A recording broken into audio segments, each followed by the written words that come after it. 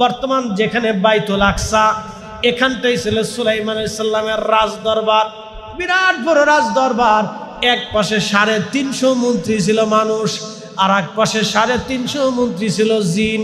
উনি জিনদের বাদশা ছিলেন, মানব জাতির বাদশা ছিলেন, জিনদের কোহে কাফের বাদশা ছিলেন। অতল সাগরের গহ্বরে যেই দৈত্য দানব জিনেরা বসবাস করে, সেটারও বাদশা সুলাইমান আলাইহিস সালাম ছিলেন। বাতাসের বাদশাহী ছিলেন, পাখিদের বাদশা ছিলেন। সুলাইমান আলাইহিস সালামের 3টে বাহিনী যুদ্ধের জন্য রওনা দিত। একটা বাহিনী মানুষ, আর একটা বাহিনী ছিল জিন। জিন বাহিনী ছিল, জিনেরাও সাথে সাথে যাইতো, মানুষেরাও যুদ্ধ করার জন্য যাইতো। মানুষ বাহিনী এত পরিমাণে সেনা ছিল, লক্ষ লক্ষ সেনাদেরকে ছায়া দেওয়ার জন্য। ছবি সুলাইমান আলাইহিস সালামের একটা বাহিনী ছিল, সেই বাহিনীর নাম হলো পাখি। এই পাখিদের যিনি মন্ত্রী ছিলেন তার নাম হুদহুদ। এই হুদহুদ শুধু মন্ত্রী ছিল না, গোয়েন্দা ডিভিশনের প্রধান। খুব মারাত্মক গোয়েন্দা ছিল। বড় বড় রাজ দরবারে রাজা বাদশাদের বেডরুমের কোনায় চুপচাপ যে বসে থাকতো, রাজারা কি বলে হুদহুদ পাখি সেই কথাগুলি নিয়ে এসে হযরত সুলাইমান আলাইহিস সালামের কাছে সে বলে দিত। মন্ত্রীরা কি বলে, জিনেরা কি গল্প করে, এই হুদহুদ সেই কথাগুলি সুলাইমানের কাছে বলে দিত। এই হুদহুদের একটা চোখের পাওয়ার আল্লাহ দিয়েছিলেন, একটা রাডার আল্লাহ দিয়েছিলেন। তাফসীরের মধ্যে এসেছে, আল্লাহর নবী বলেন, আমার উম্মতরা তোমরা শুনে নাও, হুদহুদ আকাশ দিয়ে উড়ে যাইতো। উড়ে যাওয়ার সময় যখন মরুভূমির উপর দিয়ে যাইতো, মরুভূমির কত ফিট নিচে পানি আছে এই হুদহুদের চোখের রাডারে ধরা পড়তো। এই কোথায় স্বর্ণরূপা আছে হুদহুদের রাডারে ধরা পড়তো, কোথায় মণি মুক্তা হীরা জহরত আছে হুদহুদের রাডারে ধরা পড়তো। এই সুলাইমান আলাইহিস সালামের কাছে হুদহুদ এসে বলে দিত, পায়গম্বর, এত ফিট খুঁজলেই স্বর্ণ পাওয়া যাবে, মণিমুক্তা পাওয়া যাবে, এত ফিট খুঁজলেই খনন করলেই পানি আসবে। হযরত সুলাইমান আলাইহিস সালামের সোহবত থেকে একটা পাখি হুদহুদের চোখের পাড়া পাওয়ার রাডার যদি এমন হয়, তাহলে বলেন তো এই জমানার আখিরি নবীর উম্মত ওলিদের চোখের রাডার কেমন হতে পারে?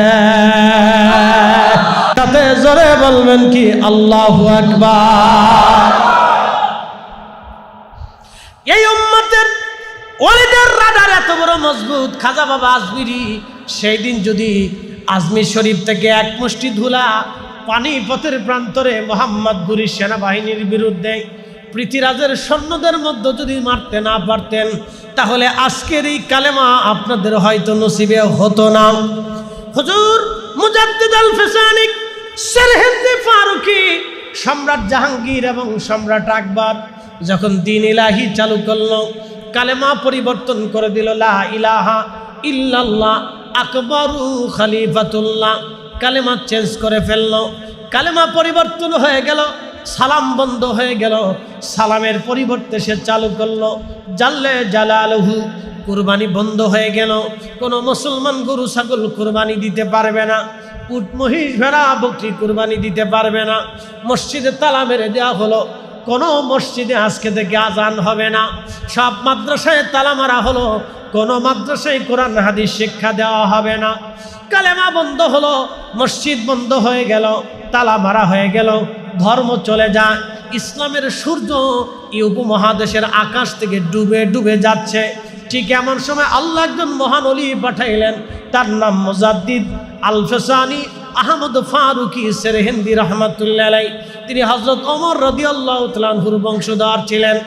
হযরত সেরহিন্দি রাহিমাহুল্লাহ তিনি যখন আসলেন, সম্রাট আকবর পরাভূত হলো, সম্রাট জাহাঙ্গীর তার কাছে পরাভূত হলো। সম্রাট জাহাঙ্গীর তাকে মেরে ফেলে দেওয়ার জন্য সিংহের কাছার মধ্যে ঢুকিয়ে দিল। ক্ষুধার্ত সিংহ মুজাদ্দিদ আল ফিসানিকে চিরে চিরে ফেরে ফেরে খাবে, ওরা তাকিয়ে তাকিয়ে আনন্দ করবে। কিন্তু না, সম্রাট জাহাঙ্গীর জানে না ওলিদের দৌড় আল্লাহর আরশ পর্যন্ত। কথা বলেন ঠিক কিনা? ওলিদের দৌড় খোদার আরশ পর্যন্ত সম্রাট আকবর আর জাহাঙ্গীর জানতো না।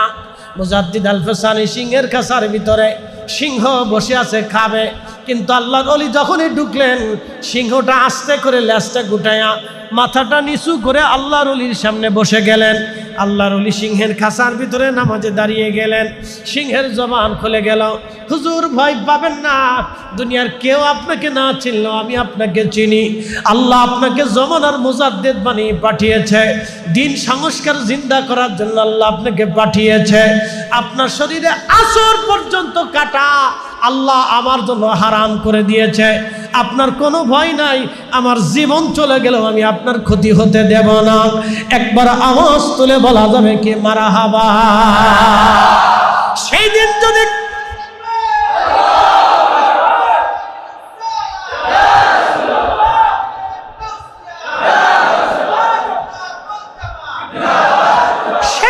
যদি মুজাদ্দিদ আল ফিসানি সেরহিন্দি রাহমাতুল্লাহ আলাইহি সিংহের খাঁচার ভিতরে সিংহের কবলে যদি পড়ে যান, সিংহ যদি তাকে খেয়ে ফেলতো, তাহলে আজকের এই কালেমা আপনার নসিবে হতো না।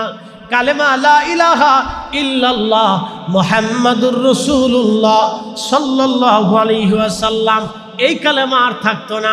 কালেমা হয়ে যেত লা ইলাহা ইল্লাল্লাহ আকবারু খলিফাতুল্লাহ, কালেমার প্রচলন হয়ে যাইত। আল্লাহর ওলি সিংহের খাঁচার ভিতরে নামাজ পড়লেন। এই জন্য ওলিরা আগের জমানার ওলি আর এই জমানার ওলি এক না। আগের জমানার ওলিদের থেকে এই জমানার ওলিদের আল্লাহ 70 গুণ মর্যাদা দিয়েছেন। এই জন্য আমরা আহলে সুন্নাত ওয়াল জামাতের অনুসারীরা আমরা ওলিদেরকে ভালোবাসি। নিজের জন্য না আল্লাহর জন্য? একসাথে বলেন, কার জন্য? আমরা আল্লাহর ওলিদেরকে আল্লাহর জন্য ভালোবাসি।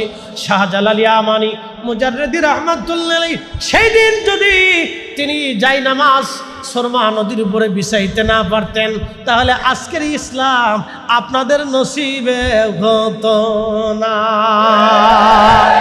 মালয়েশিয়া গেলাম, হুজুর গাউসে পাকের আওলাদ হযরত আল্লামা ইমাম ইসমাইল বুগদাদি আল হাসানি আল হুসাইনি কারি সাহেব হুজুর হয়তো বিদেশ সফর করেন। আপনারা যারা কোনোদিন যদি যান, মালয়েশিয়া প্রবাসী যদি থাকেন, তাহলে পোলাও বসার মালাক্কা প্রণালীর একেবারে ছোট্ট দ্বীপ পোলাও বসার, খুবই সুন্দর চমৎকার। গেলাম আমি মাজার জিয়ারত করতে। মালয়েশিয়া সরকার ওই দ্বীপটাকে চাইনিজদের কাছে ইজারা দিয়ে দিল। উদ্দেশ্য হলো চাইনিজরা হোটেল মোটেল পর্যটন কেন্দ্র বানাবে। বুঝতেই তো পারতেছেন, উন্নত বিশ্বের হোটেল মোটেল মানে মদ খাওয়া, নাচানাচি করা, বার হাউস, আনন্দ ফুর্তি করা, জেনা করা। বন্ধু খুব মনোযোগ দিয়ে শুনবেন, হোটেল মোটেল হয়ে গেল, পর্যটন কেন্দ্র হয়ে গেল। খুবই চমৎকার করে দ্বীপটাকে সাজানো হলো। চাইনিজরা উদ্ভাবন করলো, কিন্তু পানি আসে না। একসাথে বলেন আল্লাহু আকবার। কি আসে না? পানি আসে না। বলে ব্যাপার কি, পানি কেন আসে না? ইঞ্জিনিয়াররা পরীক্ষা নিরীক্ষা করে দেখলো সাগরের লিয়ার সাগরের নিচে চলে গেছে। মালাক্কা সাগরের লিয়ার, পানির লিয়ার আল্লাহ নিচে নিয়ে চলে গেলেন। পানি আসে না। বহু চেষ্টা করলো, পানি আসে না। পানি সার্ভিস হয় না, পানির ব্যবস্থা হয় না। পানি যেহেতু নাই, হোটেল কিভাবে চলবে? পানি না থাকলে কেমনে চলবে? আরো নানান সমস্যা আসতে লাগলো। বন্ধু মালয়েশিয়ার যিনি সুলতান ছিলেন, রাজা ছিলেন, ওই সময় মাহাতির মোহাম্মদ ছিলেন প্রধানমন্ত্রী। সেই সময় রাজাকে স্বপ্ন দেখাইলেন, হুজুর গাউসে পাকের আওলাদ, মালয়েশিয়ার রাজা, আমি নবীর আওলাদ, আমি নবীর বংশধর, আমি নবীর রক্ত, হাসান হুসাইনের রক্ত, আমি হুজুর মহিউদ্দিন আব্দুল কাদের জিলানির সন্তান, আমি ইসমাইল বুগদাদি আল হাসানি এই দ্বীপের মধ্যে ঘুমিয়ে আছি। তোমার কি করে সাহস হয় এখানে জেনার কারখানা বানাবা, মদের কারখানা বানাবা? তাড়াতাড়ি আমার এই দ্বীপ থেকে তুমি মদের কারখানা সরায় নাও, এখানে কোনো বেহাপনা চলবে না। একবার জোরে বলা যাবে কি মারহাবা। এই ওলিরা আছে না নাই? আছে, এখনো আছে। ওলিরা আছে, তখনও ছিল। প্রিয় উপস্থিতি, আল্লাহ আমাদেরকে মানুষ করে দুনিয়াতে পাঠিয়েছেন। আমরা ব্যতীত বর্তমান পৃথিবীতে 4 লক্ষ প্রজাতির জীব এবং জীবন আছে।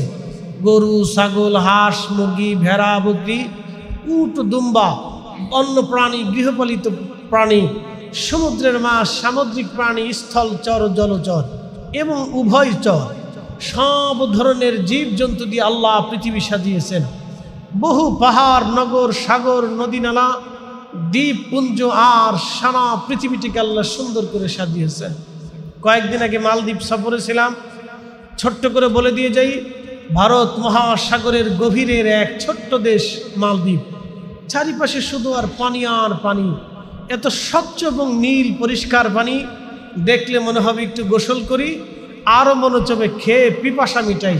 কিন্তু এক গ্লাস পানি খেলে আপনাকে হসপিটাল পর্যন্ত নিয়ে যাওয়ার সুযোগ নেই, এত লুনা। অথচ স্বচ্ছ নীল পানি, 10 হাত গভীরেও একটা মাছ ঘুরে বেড়াচ্ছে দেখা যায়, এত পরিষ্কার। 1200 ছোট ছোট দ্বীপ দিয়ে একটা গঠিত দেশ, এটার নাম মালদ্বীপ। এটার নাম মালদ্বীপ। ধান চাষ হয় না, গম চাষ হয় না, আপনার তেল নাই, গ্যাস নাই, কয়লা নাই, পাহাড় নাই, পর্বত নাই, ঝর্ণা নাই, ফলের বাগান নাই, কিচ্ছু নেই, শুধু নারকেল গাছ আছে। এই ছোট্ট একটা দ্বীপের ভিতরে ঢুকে যেয়ে দেখলাম তারা কত উন্নত। আমাদের 6 টাকা আর তাদের 1 টাকা, 6 টাকার সমান তাদের 1 টাকা। 100% মুসলমানের ভিতরে 90-99 জনকে দেখলাম মাথায় কোনো টুপি নেই, মাথায় কোনো টুপি নেই। কিন্তু আশ্চর্য হবেন, মিথ্যা বলে না, মানুষকে ধোঁকা দেয় না, ছগলখুরি করে না, অন্যায় করে না, খাবারে ভেজাল দেয় না, বিষ মিশায় না, গ্রাম্য পলিটিক্স নাই। কে কারে বাস দিবে, কে কার বিয়ে ভাঙবে, কার মায়ের বিয়ে ভাঙবে, কার বউর সংসার ভাঙবে, কারে একটা মামলা দিবে, কারে মিথ্যা মামলা দিবে, কার ফুলারে গাঁজা খাওয়াবে, আফিম খাওয়াবে, নেশা করাবে, কিচ্ছু নাই। একটা ফ্রেশ দেশ। একসাথে বলবেন না মারহাবা। কুনতুম খায়রা উম্মাতিন উখরিজাত লিন-নাসি তা'মুরুনা বিল মা'রুফি ওয়া তানহাউনা আনিল মুনকার। রব্বুল আলামিন মহাগ্রন্থ পবিত্র কোরআনের ভাষায় আমার আল্লাহ বলে দিলেন, তোমরা শ্রেষ্ঠ জাতি, শ্রেষ্ঠত্ব তোমাদেরকে দিলাম। দুনিয়াতে তোমরা 2টা কাজ করবা, তা'মুরুনা বিল মা'রুফ, মানুষদেরকে ভালো কাজের দিকে দাওয়াত দেবা, ওয়া তানহাউনা আনিল মুনকার, খারাপ কাজ থেকে তোমরা ফেরাবা। আমাদের সবার দায়িত্ব মানুষদেরকে ভালো কাজের দিকে দাওয়াত দেওয়া। আমাদের সবারই দায়িত্ব ছিল মানুষদেরকে ভালো কাজের দাওয়াত দেওয়া। আল্লাহর নবী বললেন, তোমার কারণে যদি একজন বান্দা নামাজি হয়, যতদিন পর্যন্ত সে নামাজ পড়বে ততদিন পর্যন্ত আমার রব আমার আল্লাহ ওই বান্দার আমল নামায় নামাজের নেকি লিখতে থাকবে। জোরে বলেন সুবহানাল্লাহ। আজকে আপনাদেরকে এখানে দাওয়াত করে আনা হয়েছে না? আপনারা আসছেন না? যারা ইন্তজাম করছেন, আপনার যত নেকি হয়েছে, যারা ইন্তজাম করেছেন, যারা অর্থ দিয়েছেন, যারা সহযোগিতা করেছেন, তাদের সবার আমল নামায় সমপরিমাণে নেকি দেওয়া হবে। আপনার এক অংশ কম দেওয়া হবে না।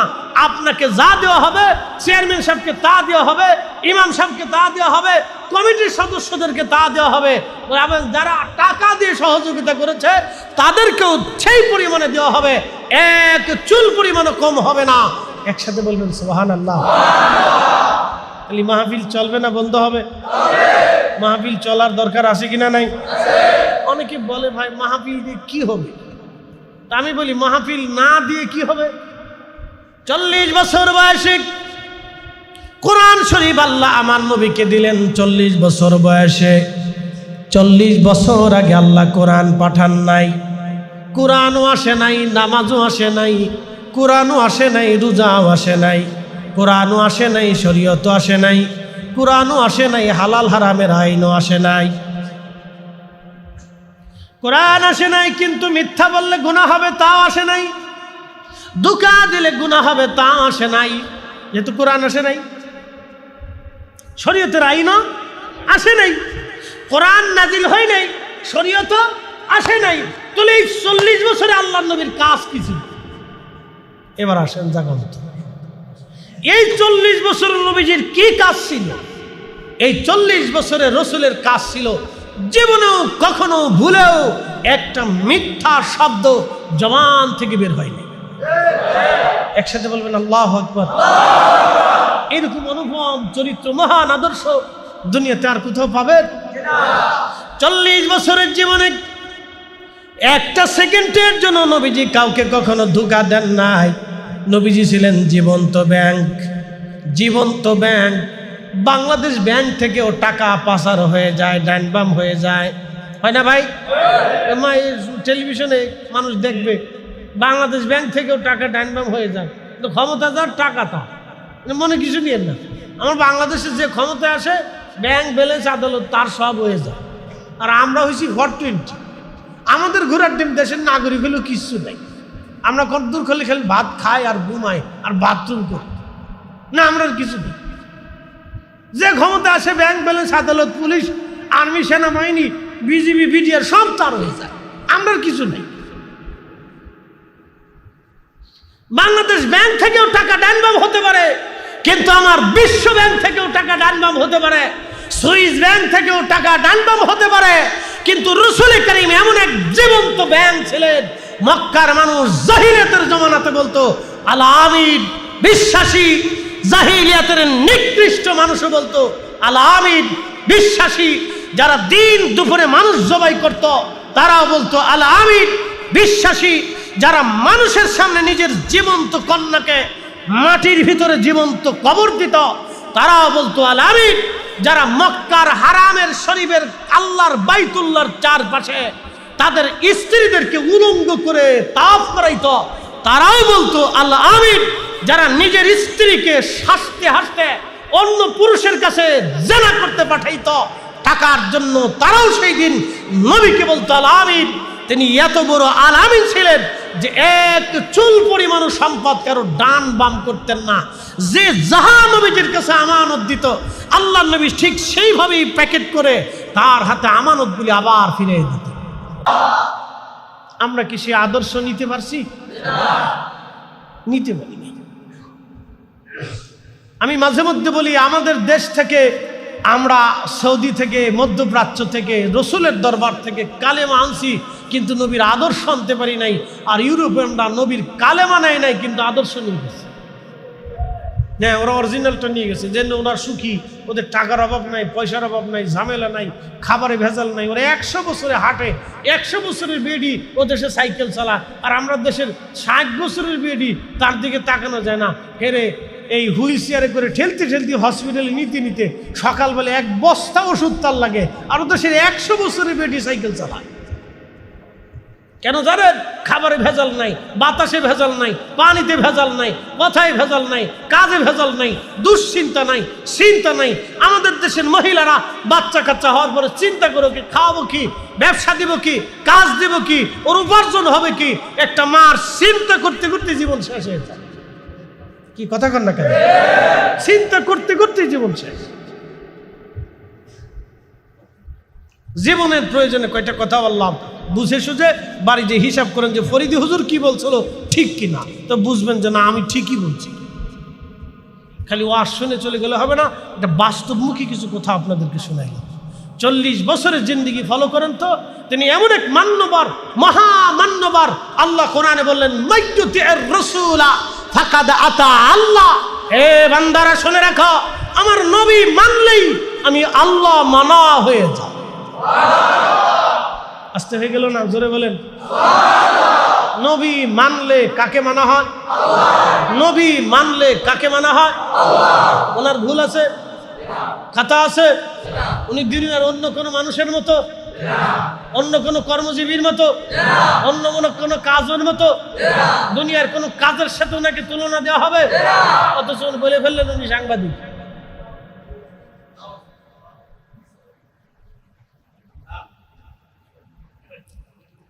বললে আপনারা বলবেন বিরোধিতা করেন। না, আমরা কারো বিরোধিতা করি না, তবে রসুলের সম্মানকে হানি করলে আমরা এখানে চুপ থাকতেই পারি না। কথা বলেন ঠিক কিনা? কারো বিরোধিতা করি, আল্লাহর কসম করে বলি কারোর সাথেই আমাদের দুশ্মনী নেই, না কারোর সাথেই দুশ্মনী নেই। কিন্তু শানে রিসালাতকে যদি আমার বাপও ছোট করে দেখে, তো এই সময় আমরা বাপকেও চিনি না, আমরা বাপকেও চিনি না। হিসাব সহজ করে নিয়ে, কঠিন কিছু না বাপ, একেবারে সহজ হিসাব। এই সময় পৃথিবীর কাউকে চিনবেন না। বলে হুজুর কারণ কি? লা ইউমিন, নবীজি বলছেন লা ইউমিন আহাদুকুম হাত্তা আকুনা আহাব্বা ইলাইহি মিন ওয়ালিদিহি। এই হাদিস বর্ণনার একটা সারমর্ম আপনাদেরকে শোনাই। হযরত ওমর রাসূলের দরবারে আসছে, নবী জিজ্ঞেস করলেন, ওমর তুমি আমাকে ভালোবাসো? বলে, হ্যাঁ ইয়া রাসূলুল্লাহ, আপনাকে আমি অবশ্যই ওমর ভালোবাসি। নবীজি বললেন, ওমর কেমন করে ভালোবাসো? বলে, ইয়া রাসূলুল্লাহ, ইয়া হাবিবাল্লাহ, আমার সন্তান সন্ততি আমার সব কিছু থেকে আপনাকে বেশি ভালোবাসি। নবী বললেন, তোমার জীবন থেকে বেশি ভালোবাসো? হযরতের ওমর তখন চিন্তা করে বললেন, না ইয়া রাসূলুল্লাহ, জীবনের থেকে বেশি আপনাকে ভালোবাসার মতো সেই এই অন্তর আমাকে সাক্ষী দিচ্ছে না। তখন রাসূল বলে, লা ইউমিন আহাদুকুম হাত্তা আকুনা হাব্বা ইলাইহি মিন ওয়ালিদিহি ওয়া ওয়ালাদিহি ওয়ান নাসি আজমাইন। তখন হযরত ওমর রাদিয়াল্লাহু আনহু মাটির ভিতরে গোড়াগড়ি করতে লাগলেন, চিৎকার মেরে মেরে কাঁদতে লাগলেন, হায় আফসোস, ওমরের জিন্দেগি বরবাদ হয়ে গেল, সেই ঈমানের স্বাদ এখনো নিতে পারল না। না আসতে হলো কেন, জোরে বলেন। সেই ঈমানের স্বাদ এখনো ওমর নিতে পারল না। এরপরে হযরত ওমর ডেকে বলেন, ইয়া রাসূলুল্লাহ, আমার অন্তর সাক্ষী দিতেছে আমার জীবনের চাইতে আপনাকে বেশি ভালোবাসি। নবীজি জবাব দিলেন, ওমর রে, তাহলে তুমি শুনে নাও, তুমি এই ইমানদার হতে পেরেছ। নবী বললেন, তোমার জীবনের চাইতে, সম্পদের চাইতে, দুনিয়ার চাইতে, পিতা মাতার চাইতে, তোমার সন্তান থেকেও যদি বেশি ভালোবাসতে না পারো, ইমানের স্বাদ তোমার হবে না, ইমানদার হবে না, ইমানদার হবে না।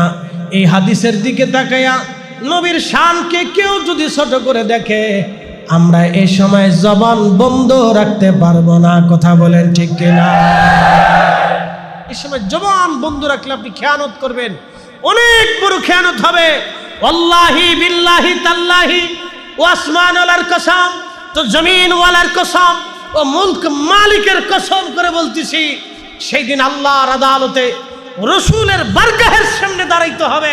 সেই দিন আল্লাহর নবী বলবেন, হে রব, আমার এই উম্মত আমার ইজ্জত হানি, সম্মান হানির সময় সে মুখ বুজেছিল এবং সে আমার পক্ষ অবলম্বন করে নাই। হে রব, আমি তার ফয়সালা চাই। সেই দিন কোন চেহারা নিয়ে আল্লাহর সামনে দাঁড়াবেন একটু হিসাব করে কবরে যায়েন। দাঁড়াইতেই হবে, রাস্তা হবে না। এই জন্য কারো দিকে তাকাবেন না। আপনার দলের প্রেসিডেন্টও যদি শানের সালাতের বিরুদ্ধে বলে, তখন আপনি গর্জে দাঁড়িয়ে বলবেন, প্রেসিডেন্ট অসম্ভব, সব দিয়ে দিব আপনাকে, কিন্তু রসুল দিতে পারবো না, ইমান দিতে পারবো না। কথা বলেন ঠিক না বেঠিক? আপনার পীর যদি বলে তো বলবেন, পীর সাহেব হুজুর ভালোবাসি, ভাই আপনি অঙ্গীকার করেছে বটে, কিন্তু শোনেন, সব আপনাকে দিতে রাজি আছি, দুনিয়ার সমস্ত সম্পদ আপনি নিয়ে যান, আপত্তি থাকবে না, কিন্তু শানের সালাতে এশকে রসুলে নবীর ইজ্জতের ব্যাপারে আপনাকেও ছাড় দেব না। এটা আমাদের ঈমান। এটা আমাদের কি? একসাথে বলেন, এটা আমাদের কি? এখানে কাউকে ছাড় হবে না। প্রিয় উপস্থিতি হাজিরিন, 40 বছরে নবীজি আরো একটা কাজ করেছেন। প্রশ্ন রাখবেন, ফরিদি হুজুর কি কাজ করেছেন? 40 বছরে নবীজি হিলফুল ফুজুল করেছিলেন। হিলফুল ফুজুল কি? হিলফুল ফুজুল মানে একটা সংগঠন নবীজি করে দিয়েছিলেন। সংগঠন কেন করা হলো? তখনকার দিনে আউস এবং খাজরাজ দুইটা গোত্র ছিল, বিরাট বড় বড় গোত্র। এরা উটকে পানি খাওয়ানো নিয়ে মারামারি লাগাইলো, যুদ্ধ লাগিয়ে দিল। এই যুদ্ধ 40 বছর পর্যন্ত স্থায়ী হলো, একদিন আর 2 দিন না, 40 বছর পর্যন্ত যুদ্ধ চলতে লাগলো উটকে পানি খাওয়ানো নিয়ে। আমাদের দেশে বিয়ে বাড়ি মারামারি হয় খাবার নিয়ে, ধরে বলেন, অনেক বিয়ে ভেঙে যায় খাবার নিয়ে। আচ্ছা বলেন তো, খাবার নিয়ে মারামারি, বলে গোশত কম দিলি কে? ফোলা কি ভাইসে আইছে?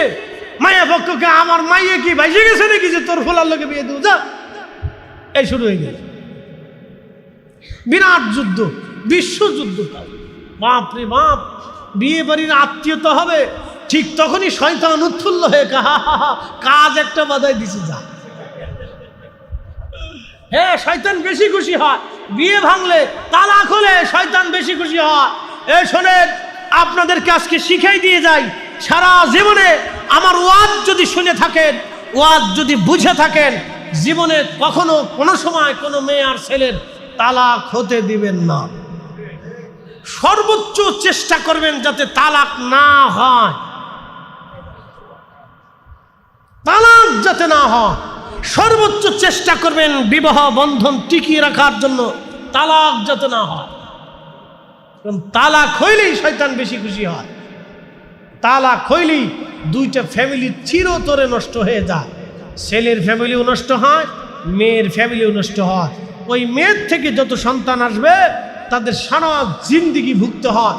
ওই ছেলের পরিবার থেকে আবার বিয়ে করে যত সন্তান আসবে তাদেরকে জীবনের শেষ সময় পর্যন্ত ভুগতে হয়।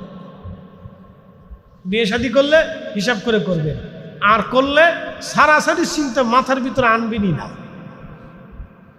আমি জীবনের তাগিদে কথাগুলি বললাম, খালি ওয়াজ শুনে গেলে হবে না, ওয়াজ বাড়ি পর্যন্ত নিয়ে যেতে হবে, উপলব্ধি করতে হবে যে আমি কি বলছি আপনাদের সামনে। প্রিয় উপস্থিতি হাজিরিন, আউস এবং খাজরাজ গোত্রের 40 বছর ধরে যুদ্ধ হলো। মক্কাতে বিভিন্ন গোত্রে গোত্রে যুদ্ধ ছিল। প্রিয় নবীজি চিন্তা করলেন এই যুদ্ধ বন্ধ করা লাগবে। যুদ্ধ বন্ধ করার জন্য নবীজি সংগঠন করলেন। এই সংগঠনের নাম হিলফুল ফুজুল। এই সংগঠনের কাজ ছিল গরিব মানুষের ঘরে খাবার দেওয়া, অভাবীর ঘরে খাবার দেওয়া, এতিমের পাশে দাঁড়ানো, দুস্থের পাশে দাঁড়ানো, অসহায়ের পাশে দাঁড়ানো। হিলফুল ফুজুলের কাজ ছিল গরিব মানুষের মাঝে খাবার বিতরণ করা এবং অসুস্থ মানুষকে সেবা দেওয়া, আশ্রয়হীন মানুষকে আশ্রয় দেওয়া। একবার জোরে বলা যাবে কি মারহাবা। এই কাজ আজকে খ্রিস্টানরা নিয়ে গেছে। কারা নিয়ে গেছে? দেশে দেশে দেশে দেশে মানবাধিকার অফিস ওরা করে রাখছে। আমরা কি ছাতা করছি? আমরা আমিরমরা কেউ বিয়ে করছে 30টি, কেউ বিয়ে করে 25টি। একথা কই লাভ নেই, বাংলাদেশে এই সুযোগ নেই।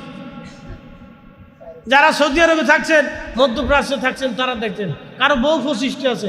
আচ্ছা বলেন তো, একজন মানুষ 25টি বউ দিয়ে কি করে? ও গরু না জিন? হ্যাঁ, কি করেটা কি?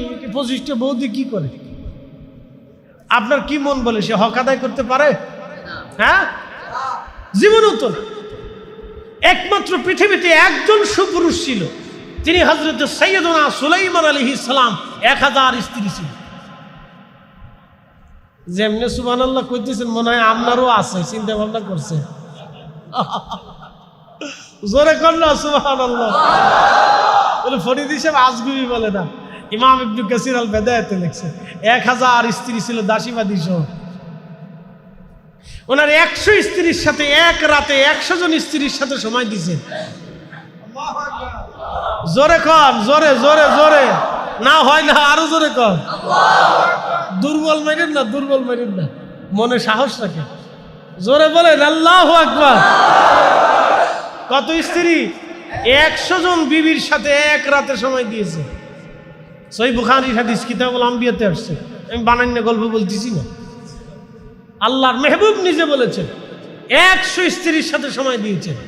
সুপুরুষ ছিলেন। নবীজি বললেন সুপুরুষ ছিলেন, একটা বেড়া ছিলেন।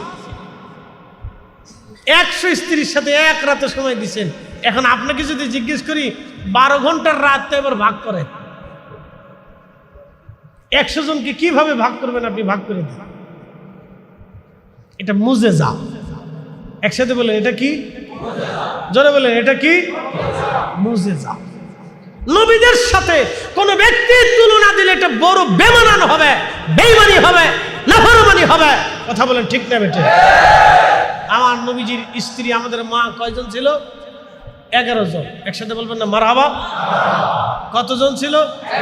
11 জন মা ছিল আমাদের। কতজন মা? 11 জন মা ছিল। আমাদের আম্মা ছিলেন 11 জন। আমি আমার মসজিদে, হাউজিং মসজিদে একদিন দাঁড়া বললাম, ভাইরে আপনারা তো অনেকেই রসুলকে নিজেদের মতো ভাবেন, তা আমার নবীজির 11 জন স্ত্রী, আমাদের 11 জন আম্মা ছিলেন, তা আপনারা যদি সম্ভব হয় তো 11 জন স্ত্রী গ্রহণ করেন। 6 মাস পরে যদি বুড়িগঙ্গার পানির ভিতরে না চুবাইছে তো আমি গরিবাদ দিয়ে চুরি করব।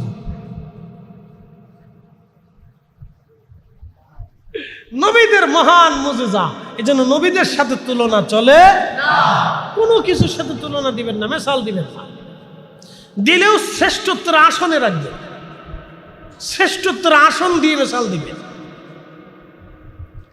প্রিয় উপস্থিতি হাজিরিন, অনেকগুলি কথা বললাম, হিলফুল ফুজুল নবী করলেন, এই সংগঠনটা করে নবীজি আর্ত মানবতার সেবা করলেন।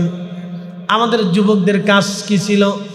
আমাদের তরুণদের কাজ ছিল এইভাবে আর্ত মানবতার সেবা করা, গরিব দুঃখীদের ঘরে খাবার দেওয়া, অসুস্থ মানুষের সেবা দেওয়া। কিন্তু বড় আফসোস, আমরা কি কতটা অসুবিধার ভিতরে আছি বাংলাদেশে। দেখেন, আমাদের একটা মাত্র পিজি হাসপাতাল, একটা মাত্র পিজি হাসপাতাল। বাংলাদেশের যতগুলি জেলা সদর হসপিটাল আছে, যা দেখেন সবকটা জেলা সদর হসপিটালগুলি একবারে নোংরা, পচা। কি আসতে কোন জোরে বলেন? আচ্ছা, পরিষ্কার করার জন্য কি সরকার বরাদ্দ করে না? অবশ্যই করে। পরিষ্কার করে না কারা? যাদেরকে দায়িত্ব দিছে তারা দায়িত্ব পালন করে না। একবারে গন্ধ, দুর্গন্ধ বানায় রেখেছে, ভিতরে ঢুকলে মনে হয় যে মরে গেছি, আর কোন জায়গায় আসলাম, মনে হয় যে একবার গুনার সাগরে গেছি। ওই জায়গায় রুগী গেলে আরো অসুস্থ হয়ে যাওয়ার কায়দা। কি আশ্চর্য! আপনি চিন্তা করেন তো, কি অবস্থা আমাদের দেশে। এটা কি করবেন, কি বলবেন, কাকে বলবেন, কবে পরিবর্তন হবে আমরা জানি না। তো আল্লাহ যেন এমন শাসক আমাদেরকে দেন যারা মানুষের জন্য কাজ করে। জোরে বলেন আমিন। আল্লাহর নবী 40 বছরে হিলফুল ফুজুল করলেন, 40 বছরের নবী শাদী মুবারক করেছিলেন। আল্লাহর নবীজি 40 বছরে মক্কার অলিগলিতে ঘুরলেন, কিন্তু 40 বছরে তার অনুপম চরিত্র দেখে মক্কার মানুষে বলেন আলা আমিন, আলা আমিন। এই জন্য কাজী নজরুল চমৎকার ভাষায় লেখলেন, ত্রিভুবনের প্রিয় মুহাম্মদ এলো রে দুনি আয় রে, সাগর আকাশ বাতাস দেখবি যদি আয় রে, সাগর আকাশ বাতাস দেখবি যদি। ধুলির ধরা বেহেশত আজ জয় করিল, দিল রে লাজ। আজকে খুশির ঢল নেমেছে ধূসর সাহারা রে, সাগর আকাশ বাতাস দেখবি যদি আয় রে, সাগর আকাশ বাতাস দেখবি যদি। প্রিয় উপস্থিতি, 40 বছরের জীবনের মুক্তাসার একটা পাঠ আমি আপনাদেরকে শোনাইলাম। 40টা বছর নবীজি চলে যাওয়ার পরে কোরআন নাজিল হলো। কোরআন আসার পরে শরীয়ত আসলো, নামাজ আসলো, রোজা আসলো, হজ আসলো, যাকাত আসলো, আনুষঙ্গিক ইবাদত, সুন্নত, মুস্তাহাব, ওয়াজিব, ফরজ এগুলি আসতে লাগলো। 40 বছরে পরে যে কোরআন আসলো, বিধান আসলো, শরীয়ত আসলো। কিন্তু এই 40 বছরে নবীজির অনুপম চরিত্রের আধার ছিলেন। এই জন্য হাসান বিন সাবিত কবিতার ছন্দ দিয়ে তিনি লিখলেন, ইন্নাকা উলিতা মুবাররান মিন কুল্লি আইব কাআন্নাকা কদ খুলিকতা কামা তাশা। নবীজি, আপনি দুনিয়াতে এসেছেন, আপনার আগে পরে কোনো অপরাধ নাই, কোনো আইব নাই, কোনো দোষ নাই, কোনো ত্রুটি নাই, কোনো খাতা নাই, কোনো ভুল নাই। আর আপনার এই পবিত্র সুন্দর অবয়ব, আপনার এই জিসম সৃষ্টি করার আগে মনে হয় আমার রব, আমার আল্লাহ আপনার সাথে পরামর্শ করে নিয়েছিল। একবার জোরে বলা যাবে কি মারহাবা? আল্লাহুম্মা সাল্লি আলা। মাশাআল্লাহ, আল্লাহু আকবার। ওয়া আলা আলি সাইয়্যিদিনা।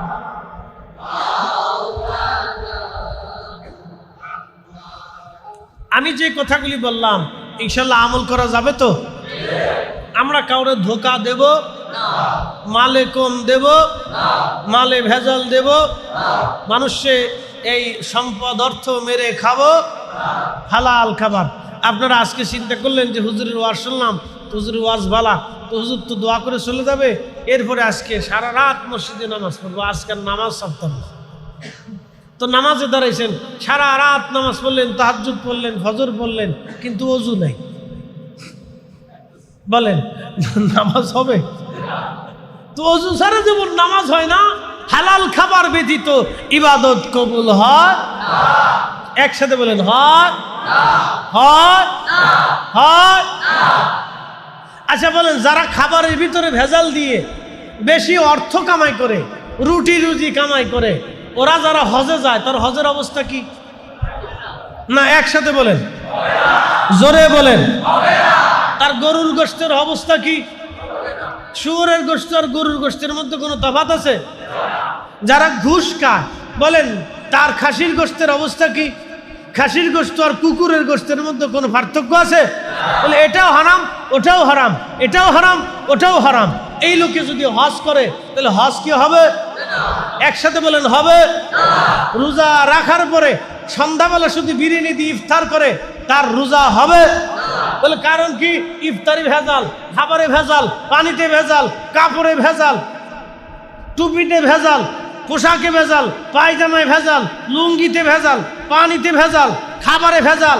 তার মানে রক্তের ভিতরে ভেজাল, ফেসফে ভেজাল, কলিজায় ভেজাল, গোশতে ভেজাল, দেহে ভেজাল, চোখে ভেজাল, কানে ভেজাল, জবানে ভেজাল, হাতে ভেজাল, পায়ে ভেজাল, মাথায় ভেজাল, চুলে ভেজাল, সব জায়গায় তার ভেজাল। আল্লাহর নবী বললেন সহিহ মুসলিমে, আমার উম্মত বলো তো, এই সময় যদি আমার এই উম্মত কঠিন মরুভূমির ভিতরে পইরা একেবারে মুসাফির হইয়া সে আল্লাহর দরবারে কাকুতি মিনতি করে বলে, হে রব, ইয়া রব, ইয়া রব, ইয়া রব, তার খাবারে ভেজাল, পানিতে ভেজাল, কাপড়ে ভেজাল, বলো আমার উম্মত তার দোয়া কি করে কবুল হবে? শেষ। তাহলে আমার আসল ওয়াজ বুঝতে পারছেন? আসল ওয়াজ বুঝে যান। আসল ওয়াজ এটা। ফরিদি সাহেবের মতো অলম্ব পাগড়ি মাথায় দিয়ে রাস্তায় চললো কাজ হবে না যদি খাবারে ভেজাল হয়। কে আসতে কোন কেন জোরে বলে? কাজ হবে না গো, কাজ হবে না। ওয়াজ জাগা মতো দিয়ে দিচ্ছে, জাগা মতো ওয়াজ চলে গেছে। যদি পারেন এই আমলটা করবেন, যদি পারেন তো আমল করবেন। হুজুর জীবনের তোরে আর কখনো কোনোদিনও হারামের কাছেই যাব না, এটা হলো অরিজিনাল কাজ। তাহলে আপনার সারা জিন্দেগির সারা দিন পরে যদি একবারও আল্লাহ বলেন তা বহুত পরিমাণ হবে। আর যদি হারাম খাইয়া সারা রাত ভরেও যদি মসজিদে বসে আল্লাহ আল্লাহ আল্লাহ আল্লাহ আল্লাহ আল্লাহ আল্লাহ করেন, একটা ডাকু আল্লাহর দরবারে কবুল হবে না। কি আসতে বলেন কেন জোরে বলেন? কথা বুঝাইতে পারছি আপনাদেরকে? এখন প্রশ্ন করবেন, ফরিদি হুজুর হারাম খেয়ে ফেলছি, ভয় নাই, আল্লাহ বান্দাকে মাহরুম করে না। এই কোরআনে আল্লাহ বান্দাকে মাহরুম করে দেয়নি, এই জন্য আমিও আপনাকে মাহরুম করবো। হুজুর খেয়ে ফেলছি, ভয় নাই। হয়ে গেছে অপরাধ, ভয় নাই। বলে কারণ কি? এই কোরআন আল্লাহ সুসংবাদ দিচ্ছে। قل يا عبادي الذين اسرفوا على أنفسهم لا تقنطوا من رحمة الله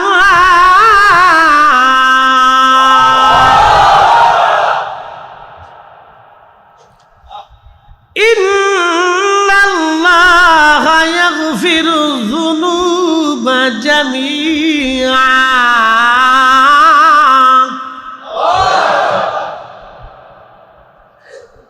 কখনো তোমাকে যদি ভুলি, হেদায়েতের আলো জেলে নিয় কাছে তুলি, ঠাঁই দিও প্রিয়তম ও গো মহিয়ান, তুমি রহমান, তুমি মেহেরবান, অন্ধ গাহে না শুধু তোমারি গুণগান, অন্ধ গাহে না শুধু তোমারি গুণগান, বুঝেও বুঝে না তবু শান, তুমি রহমান তুমি মেহেরবান। প্রিয় উপস্থিতি, ভয় নাই, আমার রব বললেন কুল, হুজুর আপনি বলে দেন, ইয়া ইবাদিয়াল্লাযীনা আসরাফু আলা আনফুসিহিম, রে বান্দা, নিজের নফসের সাথে যদি অনেক বড় জুলুম করে ফেলছো, তুমি হারাম খেয়ে ফেলেছ, অন্যায় করে ফেলেছ, অপরাধ করে ফেলেছ, জিনা করে ফেলেছ, খুন করে ফেলেছ, অনেক বড় ভুল করে ফেলেছ, বাবা মার সাথে তুমি নাফরমানি করে ফেলেছ, সমাজের সাথে নাফরমানি করেছ, গ্রামের মানুষ তুমি ঠকিয়ে ফেলেছ। বান্দা, চিন্তার কোনো কারণ নাই, ভয়ের কোনো কারণ নাই। লা তাকনাতু মির রাহমাতিল্লাহ। তোমার গুনার পাহাড় যদি একেবারে 7 আসমান 7 জমিন পর্যন্ত একেবারে ভরেও যায়, তাও তুমি চিন্তা করিও না, আমার রহমত থেকে তুমি নিরাশ হও না। ইন্নাল্লাহা ইয়াগফিরুয যুনুবা জামিআ, নিশ্চয় অবশ্যই আমি রব্বুল আলামিন তোমার জীবনের সমস্ত গুনাহগুলি আমি আল্লাহ মাফ করে দেব। ঠিক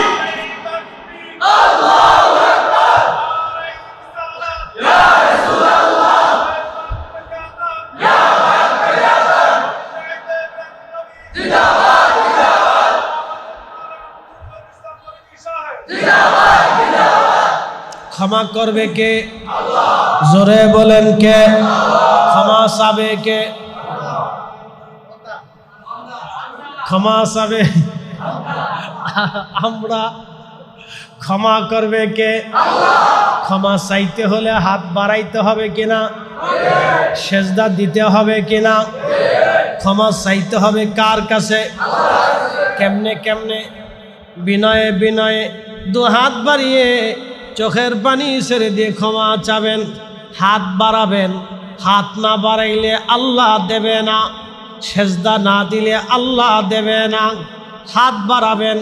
সুলাইমান আলাইহিস সালাতু ওয়াস সালাম, ইমাম আবুল ফারাজ ইবনুল জৌজি 900 বছর আগে একটা কিতাব লেখছেন, উয়ুনুল হাকায়াতের মধ্যে লেখেন, সুলাইমান আলাইহিস সালামের জামানাতে বৃষ্টি নাই, বৃষ্টির অভাবে মানুষের কষ্ট হচ্ছে। সমস্ত লোকেরা এসে বলল, নবী সুলাইমান, দুনিয়ার বাদশাহী আল্লাহ আপনাকে দিয়েছে, তামাম পৃথিবীর বাদশা আল্লাহ আপনাকে বানিয়েছে, হুজুর বৃষ্টি নাই, আপনি আল্লাহর কাছে বলে বৃষ্টি এনে দেন। নবী সুলাইমান আলাইহিস সালাম বললেন, হে আমার উম্মতেরা, বৃষ্টি তো তোমরা চাও, তাহলে আমার সাথে চলো, আমরা সালাতুল ইস্তিসকার নামাজ পড়ব। বর্তমান যেখানে বাইতুল আকসা, এখানটাই ছিল সুলাইমান আলাইহিস সালামের রাজ দরবার, বিরাট বড় রাজ দরবার। এক পাশে 350 মন্ত্রী ছিল মানুষ, আর এক পাশে 350 মন্ত্রী ছিল জিন। উনি জিনদের বাদশা ছিলেন, মানব জাতির বাদশা ছিলেন, জিনদের কহে কাফের বাদশা ছিলেন। অতল সাগরের গহ্বরে যেই দত্ত দানব জিনেরা বসবাস করে, সেটারও বাদশা সুলাইমান আলাইহিস সালাম ছিলেন। বাতাসের বাদশাহী ছিলেন, পাখিদের বাদশা ছিলেন। সুলাইমান আলাইহিস সালামের 3টে বাহিনী যুদ্ধের জন্য রওনা দিত। একটা বাহিনী মানুষ, আর একটা বাহিনী ছিল জিন। জিন বাহিনী ছিল, জিনেরাও সাথে সাথে যাইতো, মানুষেরাও যুদ্ধ করার জন্য যাইতো। মানুষ বাহিনী এত পরিমাণে সেনা ছিল, লক্ষ লক্ষ সেনাদেরকে ছায়া দেওয়ার জন্য। ছবি সুলাইমান আলাইহিস সালামের একটা বাহিনী ছিল, সেই বাহিনীর নাম হলো পাখি। এই পাখিদের যিনি মন্ত্রী ছিলেন তার নাম হুদহুদ। এই হুদহুদ শুধু মন্ত্রী ছিল না, গোয়েন্দা ডিভিশনের প্রধান, খুব মারাত্মক গোয়েন্দা ছিল। বড় বড় রাজ দরবারে রাজা বাদশাদের বেডরুমের কোনায় চুপচাপ যে বসে থাকতো, রাজারা কি বলে হুদহুদ পাখি সেই কথাগুলি নিয়ে এসে হযরত সুলাইমান আলাইহিস সালামের কাছে এসে বলে দিত। মন্ত্রীরা কি বলে, জিনেরা কি গল্প করে, এই হুদহুদ সেই কথাগুলি সুলাইমানের কাছে বলে দিত। এই হুদহুদের একটা চোখের পাওয়ার আল্লাহ দিয়েছিলেন, একটা রাডার আল্লাহ দিয়েছিলেন। তাফসীরের মধ্যে এসেছে, আল্লাহর নবী বলেন, আমার উম্মতরা তোমরা শুনে নাও, হুদহুদ আকাশ দিয়ে উড়ে যাইতো। উড়ে যাওয়ার সময় যখন মরুভূমির উপর দিয়ে যাইতো, মরুভূমির কত ফিট নিচে পানি আছে এই হুদহুদের চোখের রাডারে ধরা পড়তো। এই কোথায় স্বর্ণরূপা আছে হুদহুদের রাডারে ধরা পড়তো, কোথায় মণি মুক্তা হীরা জহরত আছে হুদহুদের রাডারে ধরা পড়তো। এই সুলাইমান আলাইহিস সালামের কাছে হুদহুদ এসে বলে দিত, পয়গম্বর, এত ফিট খুঁজলেই স্বর্ণ পাওয়া যাবে, মণিমুক্তা পাওয়া যাবে, এত ফিট খুঁজলেই খনন করলেই পানি আসবে। হযরত সুলাইমান আলাইহিস সালামের সোহবত থেকে একটা পাখি হুদহুদের চোখের পাড়া পার রাডার যদি এমন হয়, তাহলে বলেন তো এই জমানার আখিরি নবীর উম্মত ওলিদের চোখের রাডার কেমন হতে পারে? তাতে জোরে বলবেন কি আল্লাহু আকবার। এই উম্মতের ওলিদের রাডার এত বড় মজবুত, খাজা বাবা আজমিরি সেই দিন যদি আজমির শরীফ থেকে এক মুষ্টি ধুলা পানিপথের প্রান্তরে মোহাম্মদ গুরি সেনাবাহিনীর বিরুদ্ধে পৃথিরাজের সৈন্যদের মধ্যে যদি মারতে না পারতেন, তাহলে আজকের এই কালেমা আপনাদের হয়তো নসিবে হতো না। হুজুর মুজাদ্দিদ আল ফিসানি সেরহিন্দি ফারুকি, সম্রাট জাহাঙ্গীর এবং সম্রাট আকবর যখন দ্বীন ইলাহি চালু করলো, কালেমা পরিবর্তন করে দিল, লা ইলাহা ইল্লাল্লাহ আকবরু খলিফাতুল্লাহ, কালেমা চেঞ্জ করে ফেললো। কালেমা পরিবর্তন হয়ে গেল, সালাম বন্ধ হয়ে গেল, সালামের পরিবর্তে সে চালু করলো জাল্লে জালালহু, কুরবানি বন্ধ হয়ে গেল। কোনো মুসলমান গরু ছাগল কুরবানি দিতে পারবে না, উট মহিষ ভেড়া বকরি কুরবানি দিতে পারবে না। মসজিদে তালা মেরে দেওয়া হলো, কোনো মসজিদে আজকে থেকে আজান হবে না। সব মাদ্রাসায় তালা মারা হলো, কোনো মাদ্রাসায় কোরআন হাদিস শিক্ষা দেওয়া হবে না। কালেমা বন্ধ হলো, মসজিদ বন্ধ হয়ে গেল, তালা মারা হয়ে গেল, ধর্ম চলে যায়। ইসলামের সূর্য এই উপমহাদেশের আকাশ থেকে ডুবে ডুবে যাচ্ছে। ঠিক এমন সময় আল্লাহ একজন মহান ওলি পাঠাইলেন, তার নাম মুজাদ্দিদ আল ফিসানি আহমদ ফারুকি সেরহিন্দি রহমাতুল্লাহ আলাইহি। তিনি হযরত ওমর রাদিয়াল্লাহু তাআলা আনহুর বংশধর ছিলেন।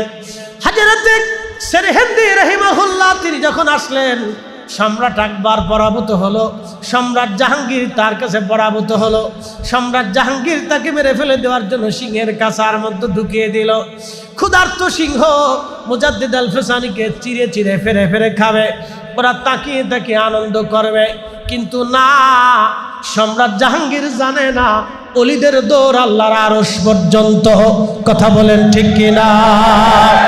ওলিদের দৌড় খোদার আরশ পর্যন্ত সম্রাট আকবর আর জাহাঙ্গীর জানতো না। মুজাদ্দিদ আল ফিসানি সিংহের কাছার ভিতরে, সিংহ বসে আছে খাবে, কিন্তু আল্লাহর ওলি যখনই ঢুকলেন, সিংহটা আস্তে করে লেজটা গুটায়া মাথাটা নিচু করে আল্লাহর ওলির সামনে বসে গেলেন। আল্লাহর ওলি সিংহের খাঁচার ভিতরে নামাজে দাঁড়িয়ে গেলেন।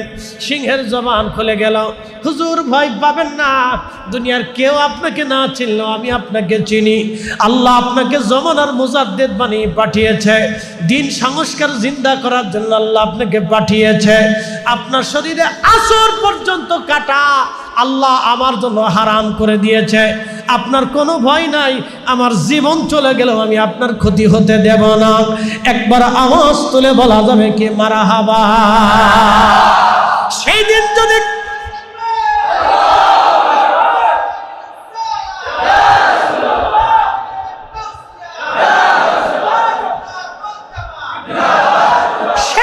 যদি মুজাদ্দিদ আল ফিসানি সেরহিন্দি রাহমাতুল্লাহ আলাইহি সিংহের খাঁচার ভিতরে সিংহের কবলে যদি পড়ে যান, সিংহ যদি তাকে খেয়ে ফেলতো, তাহলে আজকের এই কালেমা আপনার নসিবে হতো না। কালেমা লা ইলাহা ইল্লাল্লাহ মুহাম্মাদুর রাসূলুল্লাহ সাল্লাল্লাহু আলাইহি ওয়াসাল্লাম, এই কালেমা আর থাকতো না। কালেমা হয়ে যাইতো লা ইলাহা ইল্লাল্লাহ আকবরু খলিফাতুল্লাহ, কালেমার প্রচলন হয়ে যাইতো। আল্লাহর ওলি সিংহের কাছার ভিতরে নামাজ পড়লেন। এই জন্য ওলিরা আগের জমানার ওলি আর এই জমানার ওলি এক না। আগের জমানার ওলিদের থেকে এই জমানার ওলিদের আল্লাহ 70 গুণ মর্যাদা দিয়েছেন। এই জন্য আমরা আহলুস সুন্নাত ওয়াল জামাতের অনুসারীরা আমরা ওলিদেরকে ভালোবাসি। নিজের জন্য না আল্লাহর জন্য? একসাথে বলেন, কার জন্য? আমরা আল্লাহর ওলিদেরকে আল্লাহর জন্য ভালোবাসি। শাহজালাল ইয়ামানি মুজাররিদি রাহমাতুল্লাহ আলাইহি সেই দিন যদি তিনি জায়নামাজ সুরমা নদীর উপরে বিছাইতে না পারতেন তাহলে আজকের ইসলাম আপনাদের নসিবে হতো না। মালয়েশিয়া গেলাম, হুজুর গাউসে পাকের আওলাদ হযরত আল্লামা ইমাম ইসমাইল বুগদাদি আল হাসানি আল হুসাইনি কারি সাহেব হুজুর হয়তো বিদেশ সফর করেন, আপনারা যারা কোনোদিন যদি যান মালয়েশিয়া প্রবাসী যদি থাকেন তাহলে পোলাও বসার মালাক্কা প্রণালীর একেবারে ছোট্ট দ্বীপ পোলাও বসার খুবই সুন্দর চমৎকার। গেলাম আমি মাজার জিয়ারত করতে। মালয়েশিয়া সরকার ওই দ্বীপটাকে চাইনিজদের কাছে ইজারা দিয়ে দিল। উদ্দেশ্য হলো চাইনিজরা হোটেল মোটেল পর্যটন কেন্দ্র বানাবে। বুঝতেই তো পারতেছেন উন্নত বিশ্বের হোটেল মোটেল মানে মদ খাওয়া, নাচানাচি করা, বার হাউস, আনন্দ ফুর্তি করা, জেনা করা। বন্ধু খুব মনোযোগ দিয়ে শুনবেন, হোটেল মোটেল হয়ে গেল, পর্যটন কেন্দ্র হয়ে গেল। খুবই চমৎকার করে দ্বীপটাকে সাজানো হলো। চাইনিজরা উদ্ভাবন করলো, কিন্তু পানি আসে না। একসাথে বলেন আল্লাহু আকবার। কি আসে না? পানি আসে না। বলে ব্যাপার কি, পানি কেন আসে না? ইঞ্জিনিয়াররা পরীক্ষা নিরীক্ষা করে দেখলো সাগরের লেয়ার সাগরের নিচে চলে গেছে। মালাক্কা সাগরের লেয়ার, পানির লেয়ার আল্লাহ নিচে নিয়ে চলে গেলেন। পানি আসে না। বহু চেষ্টা করলো, পানি আসে না। পানি সার্ভিস হয় না, পানির ব্যবস্থা হয় না। পানি যেহেতু নাই, হোটেল কিভাবে চলবে? পানি না থাকলে কেমনে চলবে? আরো নানান সমস্যা আসতে লাগলো। বন্ধু মালয়েশিয়ার যিনি সুলতান ছিলেন, রাজা ছিলেন, ওই সময় মাহাতির মোহাম্মদ ছিলেন প্রধানমন্ত্রী। সেই সময় রাজাকে স্বপ্ন দেখাইলেন, হুজুর গাউসে পাকের আওলাদ, মালয়েশিয়ার রাজা, আমি নবীর আওলাদ, আমি নবীর বংশধর, আমি নবীর রক্ত, হাসান হুসাইনের রক্ত, আমি হুজুর মহিউদ্দিন আব্দুল কাদের জিলানির সন্তান, আমি ইসমাইল বুগদাদি আল হাসানি এই দ্বীপের মধ্যে ঘুমিয়ে আছি। তোমার কি করে সাহস হয় এখানে জেনার কারখানা বানাবা, মদের কারখানা বানাবা? তাড়াতাড়ি আমার এই দ্বীপ থেকে তুমি মদের কারখানা সরায় নাও, এখানে কোনো বেহাপনা চলবে না। একবার জোরে বলা যাবে কি মারহাবা? এই ওলিরা আছে না নাই? আছে, এখনো আছে। ওলিরা আছে, তখনও ছিল।